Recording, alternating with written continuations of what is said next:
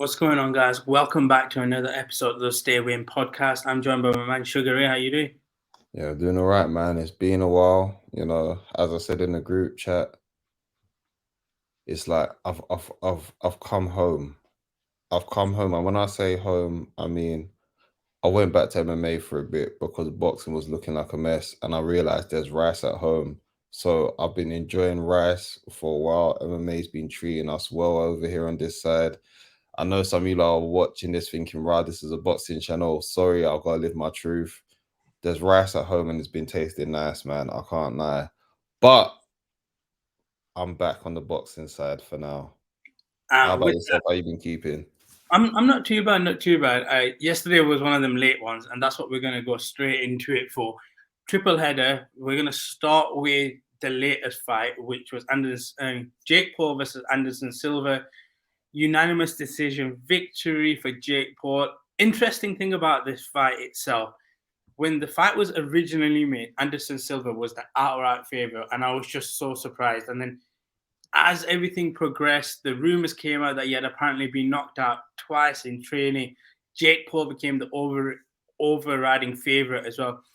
This fight itself, I feel like, and I'll put it out there, if anybody who wasn't Jake Paul had fought this fight, we would have given him a bit more credit for it. I feel like you're going to get a lot of people now that will say Anderson Silva was 47, he didn't knock him out, it's a scam, etc., etc.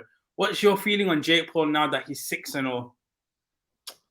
The funny thing is, I've always said it. I don't know if I said I've liked Jake Paul. I've liked the whole YouTube boxing thing. I like what they've done. I like how they've brought energy back into boxing, even though I know the purists are probably scrunching their fists right now.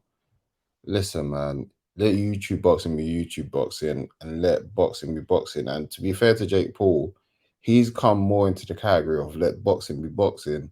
It's not like he's, fighting against other YouTubers. He's fighting against other former athletes. So it's kind of like a weird place in the middle. But then now, because he's fighting combat sports athletes, maybe not boxers, but, some combat sports athletes, especially earlier on in your career, in general, you're not meant to be facing the top of the top boxers anyway. It's just that he's got a name and people don't like him. So they're going to be like, oh, throw him there with, bloody someone that Canelo's beating. It's just like, it don't work like that.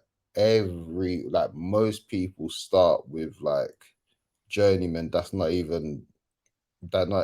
even that great. That are basically paid to lose. And those guys are just happy to get beaten up on, that's a whole other thing.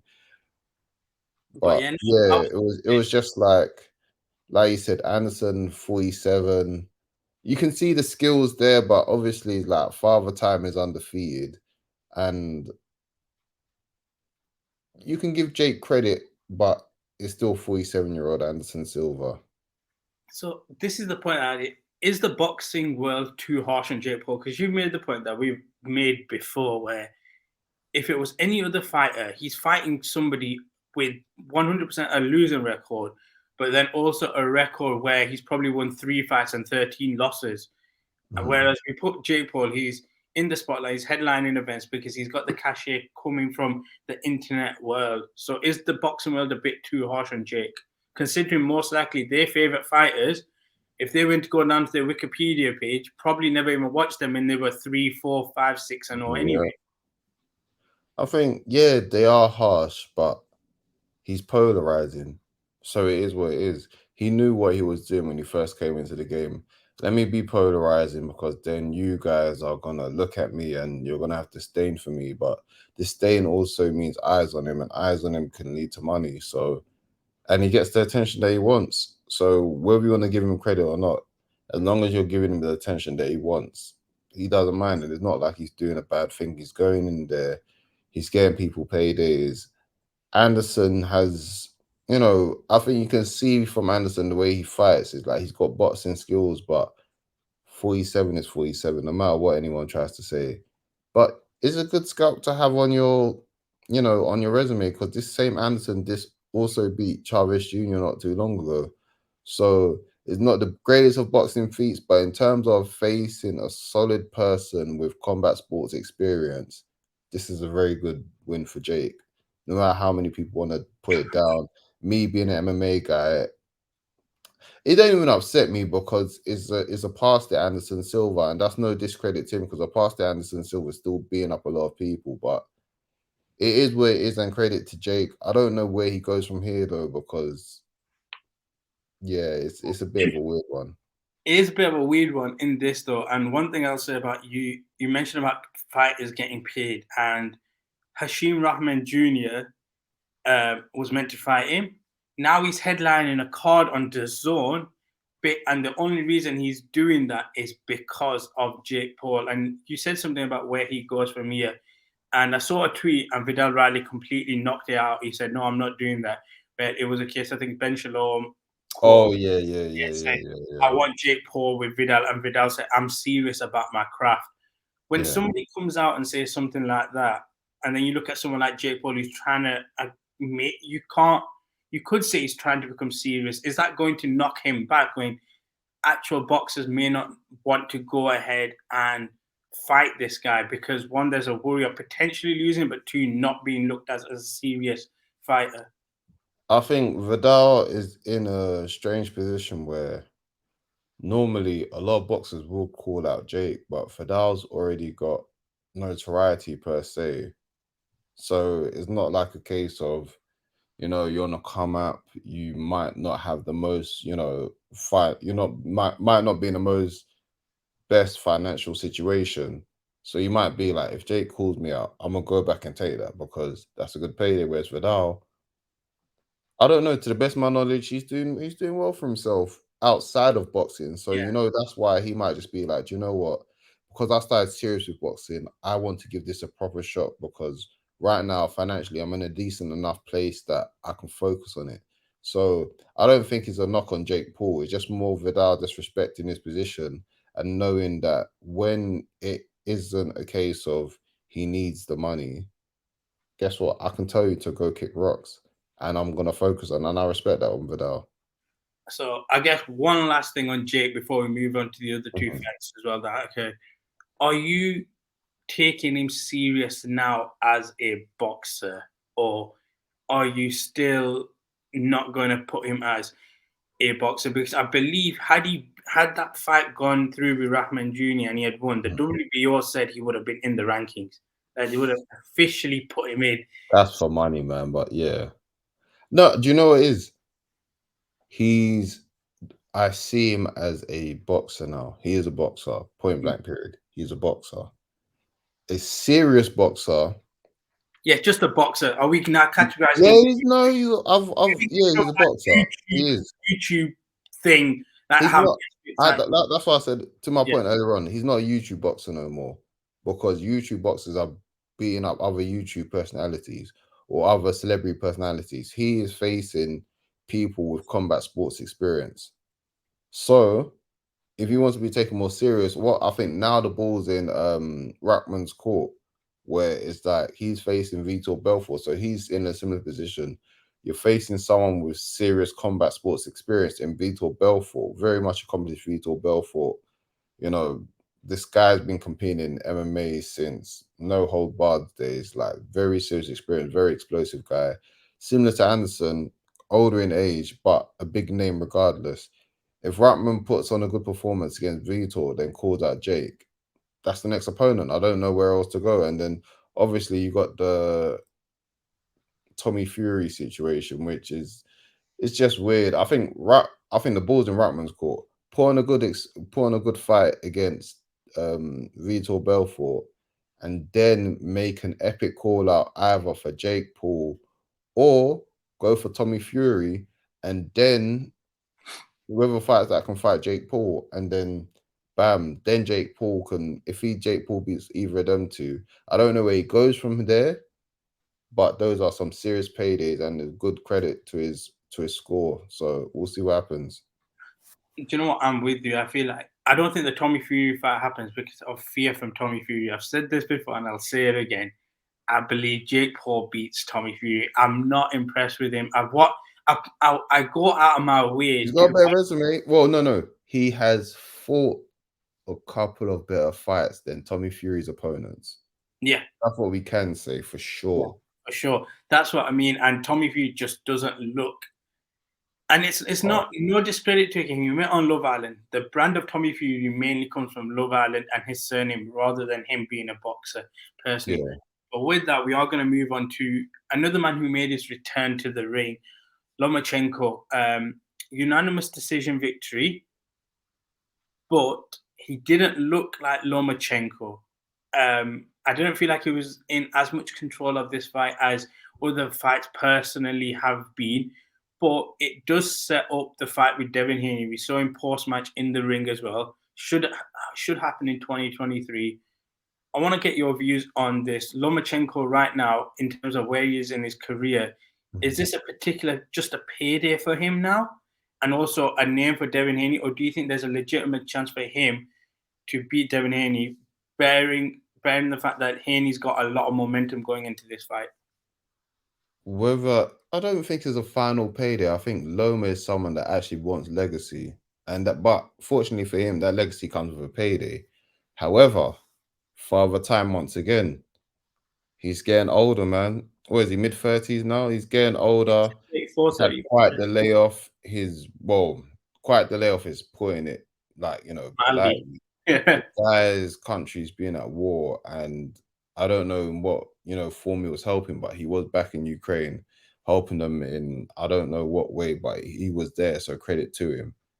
So to come back and then have a fight against someone that was a former sparring partner and has momentum on their side in Ortiz, I don't think it was like the worst thing for Loma to get that fight. It would have been worse for Loma to get a towel shot because you need to knock off some ring rust. You need to get them rounds under your belt. And I think somebody alluded to when Chisora faced Usyk and they were like, "Oh, Usyk didn't look that great," and it was just like, how do you know if he just didn't want to show more? I'm not saying that is what it is, but I'm saying it could be a possibility.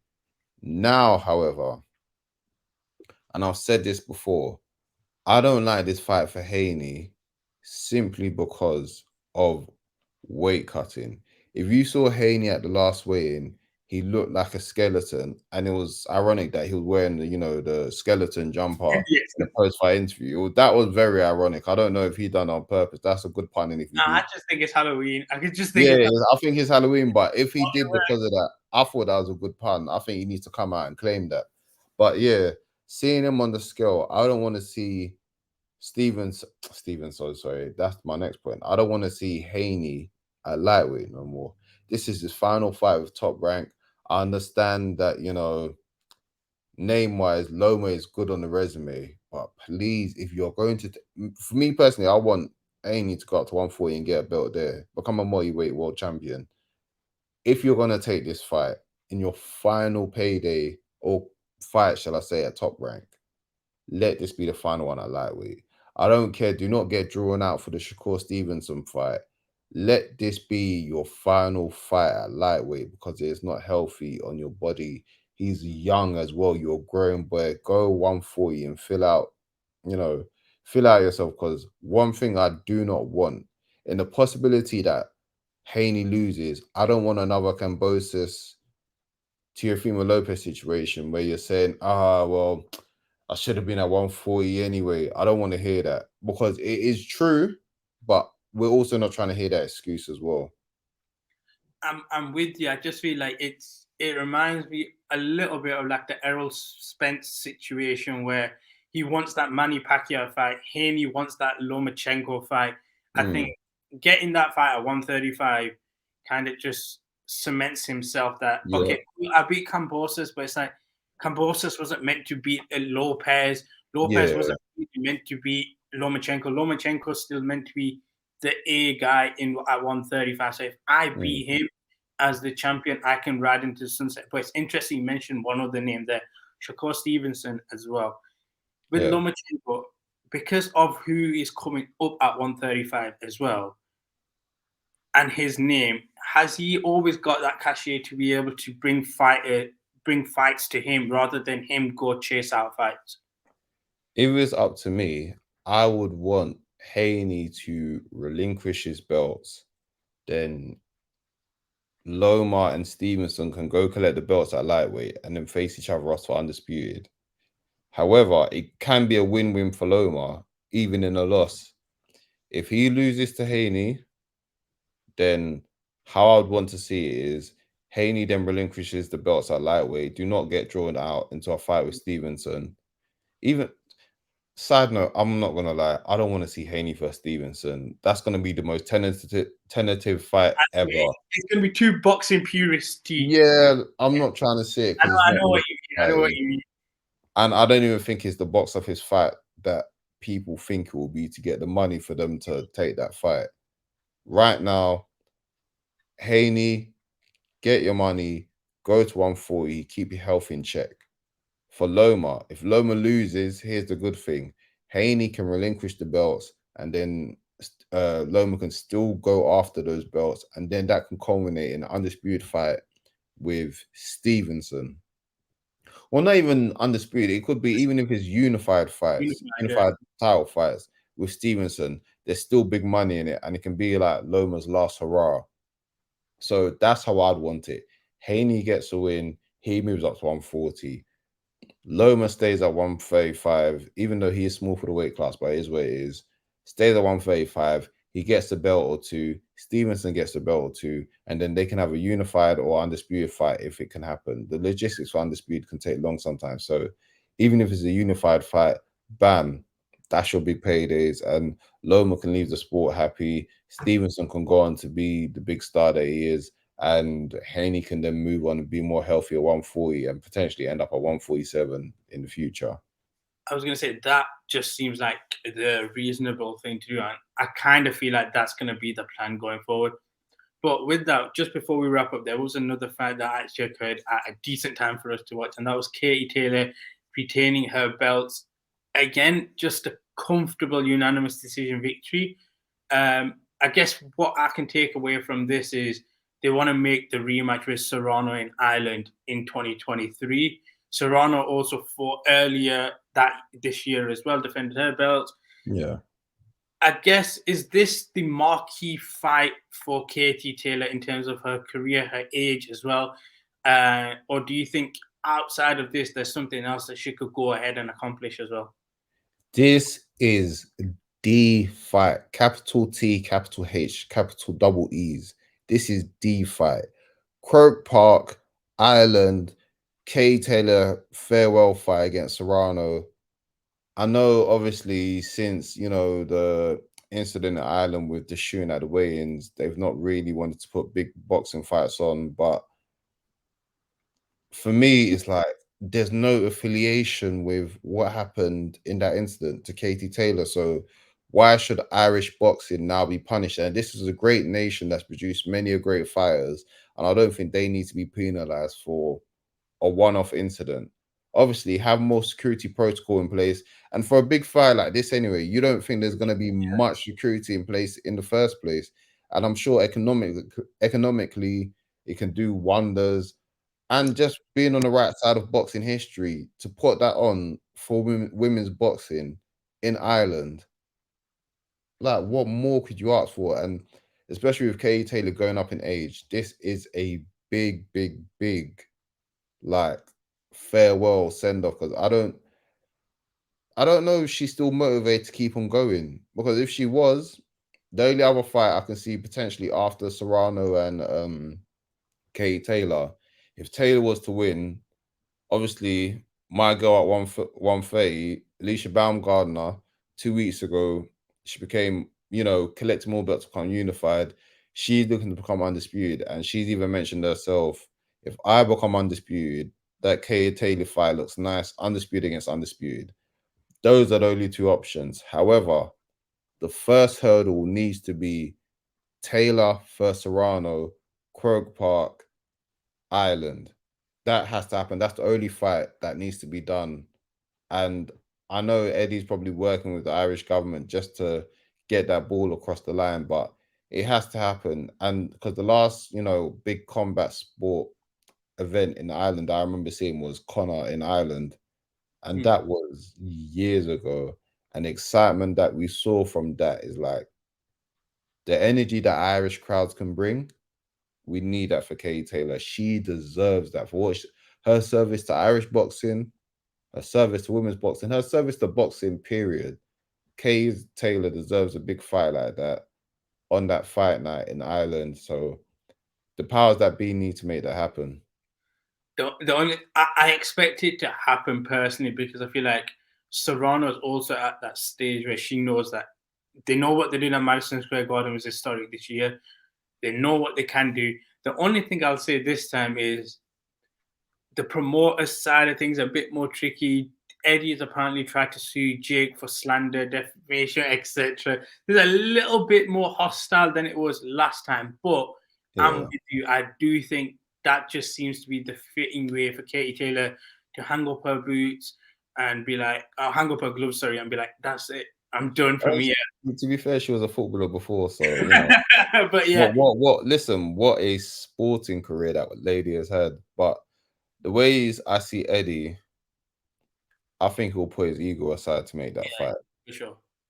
That is a big fight, and I think Eddie will definitely put his ego aside to make that fight happen if he can. So, fingers crossed. You know, Irish sporting bodies, please, this has to happen. So, Kay deserves it.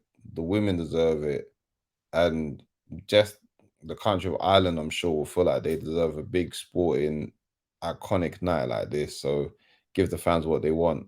I was going to say, and with that, you can then really push Irish boxing in general. Like you can put quite a few guys on the undercard. Exactly.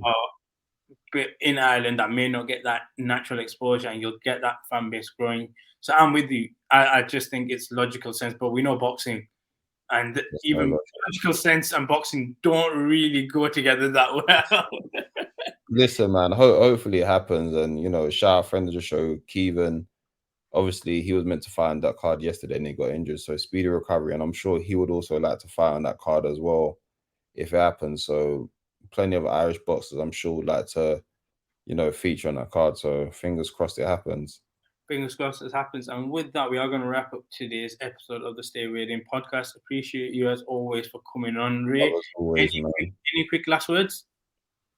Listen, tune in. We took a bit of a hiatus, but we're back. Stay weighed in. StayWeighedIn, guys. Love and peace.